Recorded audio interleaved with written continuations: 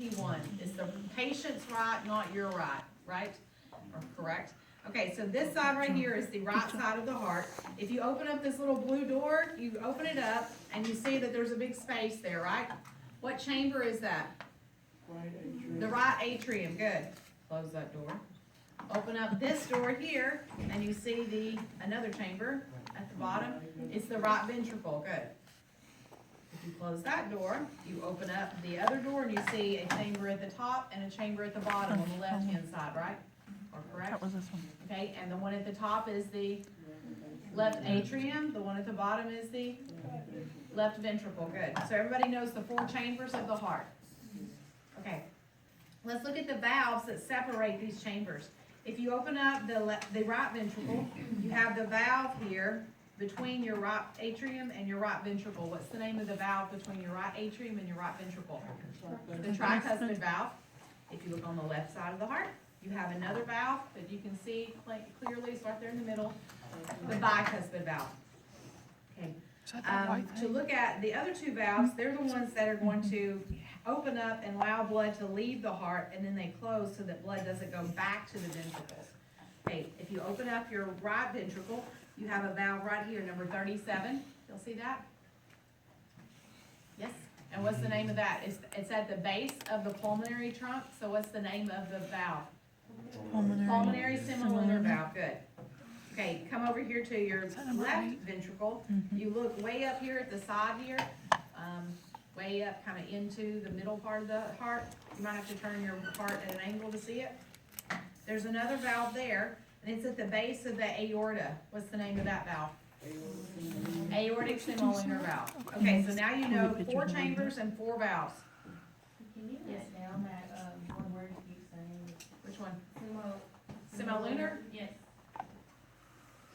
It's a good video. I was putting the numbers, trying to put the numbers.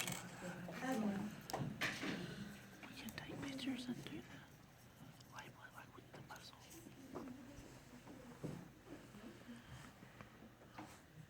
Okay, ready for the blood vessels associated with the heart. Y'all are gonna learn the heart all morning.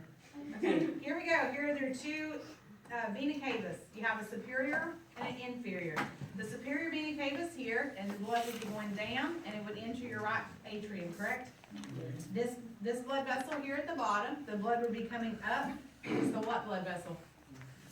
Inferior vena cava, good. So those superior and inferior vena cavas there, they take blood towards the heart on the right-hand side. The blood is going to leave the right-hand side of the heart to go to the lungs through the what? Pulmonary trunk. Pulmonary trunk, and I also said it could also be called the pulmonary artery. Okay, whenever this pulmonary trunk branches to go to the right and left arteries, it branches into A and B. Do y'all see A and B? A branches and goes to the what side? Right side. Everybody sees the right side? Yes, and so what blood vessel is A?